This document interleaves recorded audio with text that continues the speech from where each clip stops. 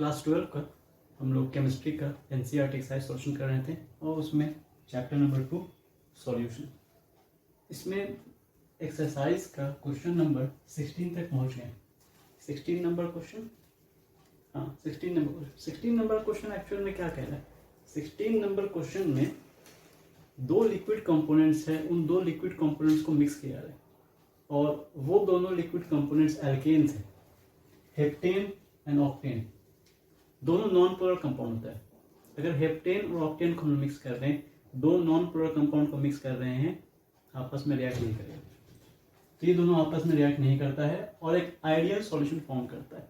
Ideal solution कहने का मतलब जो परफेक्टली रॉल्स लॉ ओबे करे, चाहे आप जितना क्वांटिटी मिलाइए दोनों को, किसी भी कंसंट्रेशन पे, एंटायर रेंज ऑफ कंसंट्रेशन पे, वो आइडियल सॉल्यूशन फॉर्म करेगा। टू लिक्विड कंपोनेंट्स, इस तरीके से हेप्टेन और ऑक्टेन को हम मिलाएं, आइडियल सॉल्यूशन बना।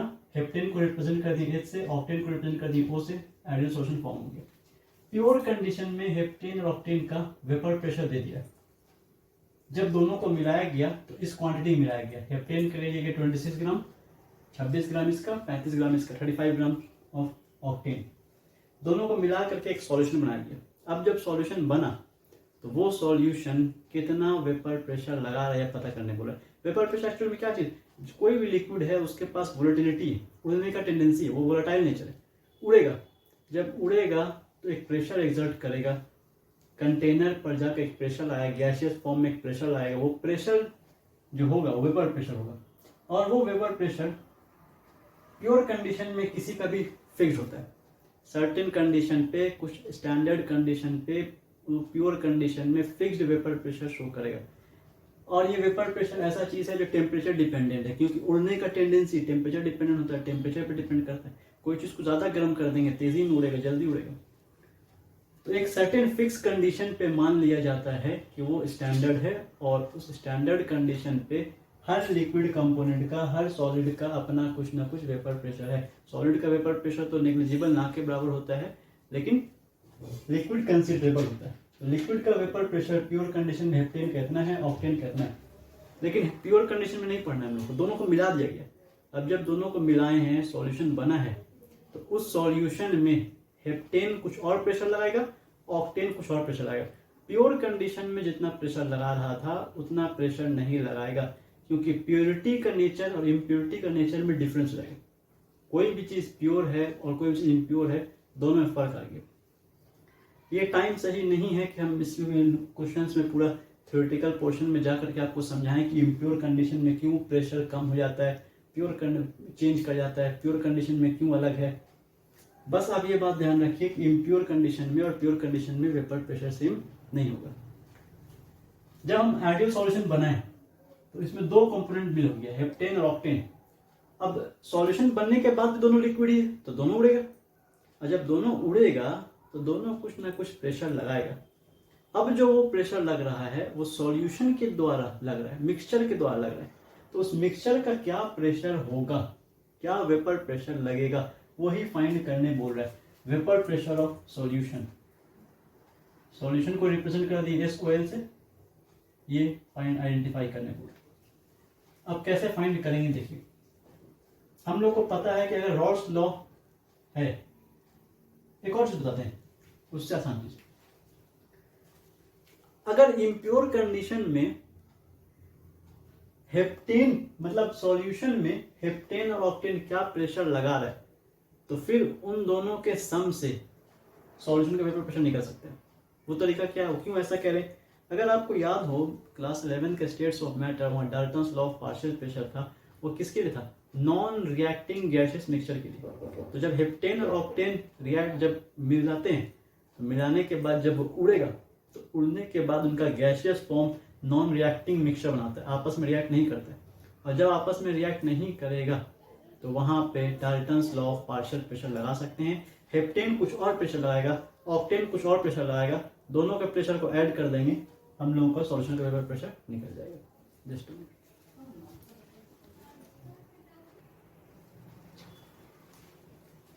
नो, हम बता रहे थे दो लिक्विड कंपोनेंट जब आपस में उड़ेगा, वेपर बनाएगा, वेपर का नॉन रिएक्टिंग गैसियस मिक्सचर है, रिएक्ट नहीं कर रहा है, ये मान लीजिए हेप्टेन का पार्टिकल है या ऑक्टेन का पार्टिकल है, दोनों जाके प्रेशर लगाया, ये दोनों नॉन रिएक्ट नहीं कर रहा है, इसका कुछ और प्रेशर, इसका कुछ और प्रेशर, दोनों को प्रेशर को जोड़ देंगे, सॉल्यूशन का प्रेशर निकल जाएगा।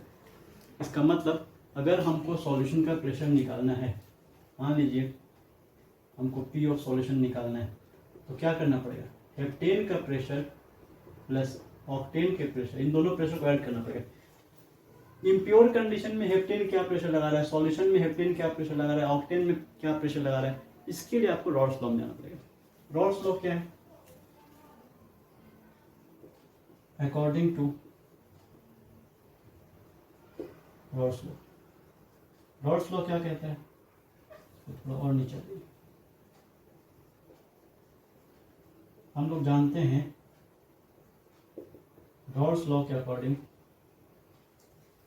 कि हेप्टेन का अगर आपको प्रेशर निकालना है तो हेप्टेन का प्योर कंडीशन का वेपर प्रेशर इनटू हेप्टेन का मोल फ्रैक्शन। अगर आपको ऑक्टेन का वेपर प्रेशर निकालना है तो ऑक्टेन का pure condition vapour pressure, octane का मोल फ्रैक्शन। तो ये तो दिया हुआ है, ये हमको पता करना है मोल फ्रैक्शन। अब मोल फ्रैक्शन के कैसे पता चलेगा, तो मोल फ्रैक्शन के लिए तो आपको फिर फॉर्मूला पता होना चाहिए। मोल फ्रैक्शन अगर हमको मान लीजिए हेप्टेन का निकालना है तो number of moles of heptane by number of moles of heptane plus number of moles of octane, तो दोनों का मोल्स पता होना चाहिए, इससे हमको ये निकल जाएगा। तो पता करते हैं number of moles, number of moles अगर पता चल गया तो मोल फ्रैक्शन निकल जाएगा, मोल फ्रैक्शन को इनटू कर देंगे इससे तो वेपर प्रेशर ऑफ ऑक्टेन निकल जाएगा। सिमिलर वे में वेपर प्रेशर ऑफ हेप्टेन निकाल देंगे, दोनों को सम कर देंगे, सॉल्यूशन का वेपर प्रेशर निकल जाएगा। Question finish. मोल फ्रैक्शन के लिए क्या चाहिए, सबसे पहले मोल्स, मोल्स निकालते हैं। मोल्स के लिए चाहिए हमको मोलर मास, मोलर मास। हर कंपाउंड का अपना कुछ फॉर्मूला है, फॉर्मूला के साथ उसका मास है। C7H16, C7H16, 7 कार्बन है, 16 हाइड्रोजन है, एक कार्बन का मास 12, 7 कार्बन का मास 84, एक हाइड्रोजन का मास 1, 16 हाइड्रोजन का 16, दोनों को ऐड की सम 100 आ गया। मोलर मास ऑफ हेप्टेन निकल गया 100। Same way molar mass of octane निकालेंगे। ऑक्टेन में क्या हुआ, हेप्टेन से ऑक्टेन अगर है तो इसके फॉर्मूला इसके फॉर्मूला में क्या डिफरेंस है, एक हाइड्रोजन बढ़ गया, एक कार्बन बढ़ गया, 2 हाइड्रोजन बढ़ गया। एक कार्बन बढ़ना मीन्स 12 ग्राम बढ़ जाना, 2 हाइड्रोजन बढ़ना मतलब 2 ग्राम बढ़ जाना, तो 12 + 2 14 ग्राम बढ़ गया। 100 में 14 ग्राम ज्यादा, इतना ग्राम पर मोल, ग्राम पर mole is an unit of molar mass. इस तरीके से हम लोग ये निकाल लें। अब मोलर मास निकल गया तो नंबर ऑफ मोल्स निकल जाएगा। अब नंबर ऑफ मोल्स फाइंड कर लीजिए। नंबर ऑफ मोल्स कैसे निकलता है, नंबर ऑफ मोल्स से क्या फॉर्मूला है, नंबर ऑफ मोल्स किसी का भी निकालना है तो number of moles is equal to given mass by molar mass. तो हेप्टेन कितना ग्राम दिया गया, 10 ग्राम, 100 ग्राम, 26 ग्राम। हेप्टेन का मोलर मास कितना है, 100 ग्राम। दोनों को डिवाइड कर दीजिए, मोल्स निकल जाएगा। Means number of moles of heptane हो गया 0.26 मोल। हेप्टेन का मोल निकल गया। ऑक्टेन्स का मोल निकाल लीजिए। Number of moles of octane 35/114। Nearly अगर इसको मान लीजिए 115 मान लेते हैं तो कुछ आंसर सही आ, कुछ कैंसिल होने के चांसेस। 115 से अगर कैंसिल करते हैं 115 मान करके तो 5 से 7 टाइम्स में, 5 से 2 टाइम्स में 10, 3, 23 डिवाइड कर देंगे 0.3, 0.3 मोल्स इसका निकल गया। और जब मोल्स निकल गया तो फिर मोल फ्रैक्शन निकल जाएगा। मोल फ्रैक्शन निकाल लीजिए। Number of moles of heptane, number of moles of heptane कितना है। अगर आपको इसका नोट्स बना रहे हो तो नोट्स बनाने के लिए इसको चलिए सीरीज में हम कर देते हैं, सेट बना देते हैं, आपका सेट बन जाएगा। सीरियल वाइज हम बना देते हैं। मोल फ्रैक्शन ऑफ हेप्टेन निकालते हैं। मोल फ्रैक्शन ऑफ हेप्टेन के लिए क्या करना पड़ेगा, number of moles of heptane by number of moles of heptane plus number of moles of octane. Number of moles of heptane is 0.26, number of moles of heptane 0.26 plus 0.3, दोनों को सम कर दीजिए। सम करने से आपका आंसर आ जा रहा है 0.26 बाई 0.56। दोनों को कैंसिल कर दीजिए, पॉइंट पॉइंट हट जाएगा कैंसिल, पॉइंट पॉइंट कैंसिल कर दिए। 26 बाई 56, 26 बाई 56 मीन्स 13 बाई 28। एक और चीज आपको पता होना चाहिए, दो कंपोनेंट है, जो दो कंपोनेंट का मोल फ्रैक्शन का सम 1 आता है। इसका मतलब अगर हेप्टेन का हमको वैल्यू निकल चुका है मोल फ्रैक्शन, तो ऑक्टेन का मोल फ्रैक्शन निकालने के लिए 1 minus mole fraction of heptane कर देंगे इस फॉर्मूले के हिसाब से।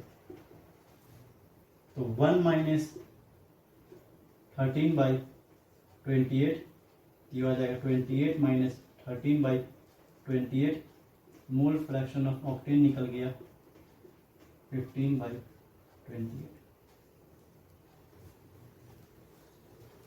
अब लगाइए रॉड्स लॉ।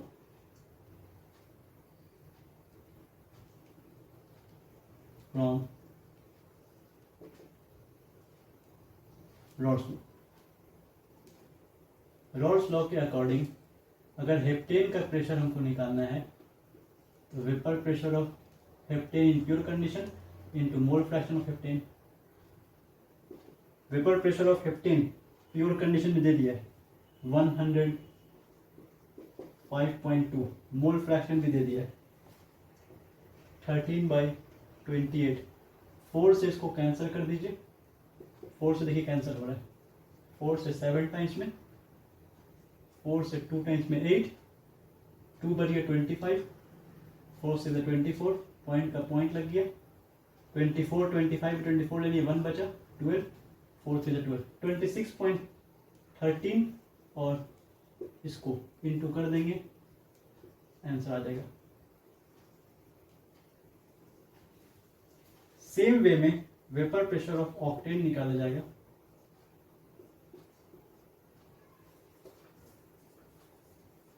वैल्यू रखिए, वेपर प्रेशर ऑफ ऑक्टेन निकालिए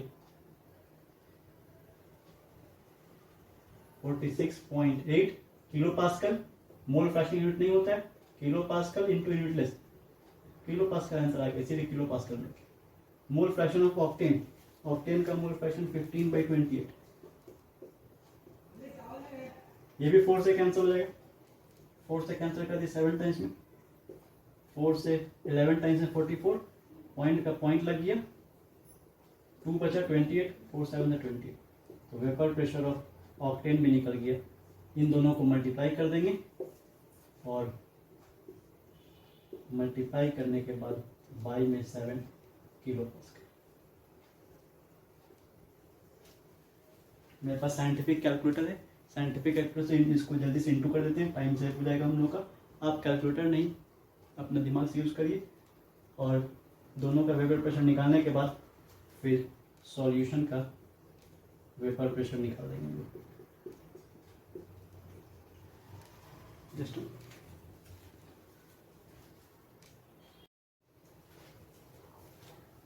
और ये मेरे पास साइंटिफिक कैलकुलेटर, इसको मल्टीप्लाई करके हम डायरेक्ट लिख दे रहे हैं 26.13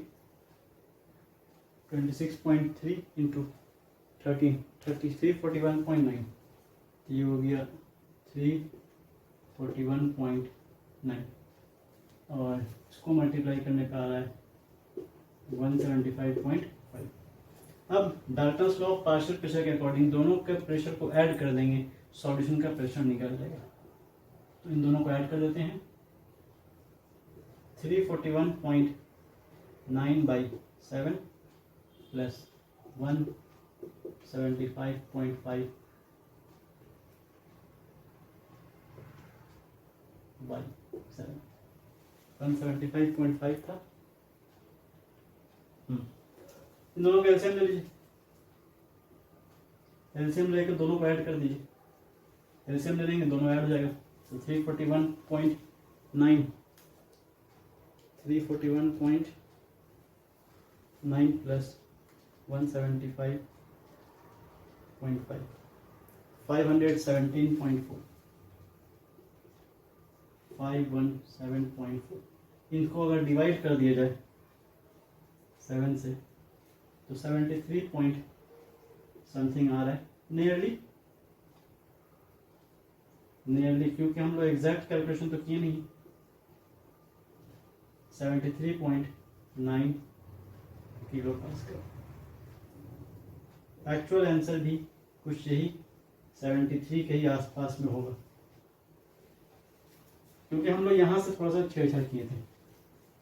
ये होगा 114 को हम लोग 115 मान लिए थे अप्रॉक्स आंसर लाने के लिए। और ये कोई बहुत ज़्यादा डिफरेंस नहीं मिलेगा आपको। अगर आपके पास बुक है या मेरे पास है, उसमें आंसर हम बता दें, कोई ख़ास डिफरेंस नहीं। आंसर में आपका 73 पॉइंट समथिंग है और यहाँ 73.9 है, ऑलमोस्ट। इसमें अगर कोई दिक्कत है तो हम इसको सेपरेट कर दे रहे हैं। देखिए यहाँ तक पहले आप कैलकुलेट करिए। सबसे पहले मेन कॉपी करने से नहीं होगा, आपको इसमें फ़ायदा उठाना है तो इसको आपको सीखना पड़ेगा। खुद से बनाइए, हेल्प लीजिए और कमांड लाइए, ज़्यादा क्वेश्चन बनाइए।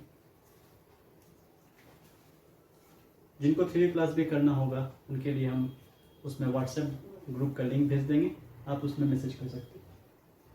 आई होप ये समझ में आया होगा। नेक्स्ट क्लास नए क्वेश्चन के साथ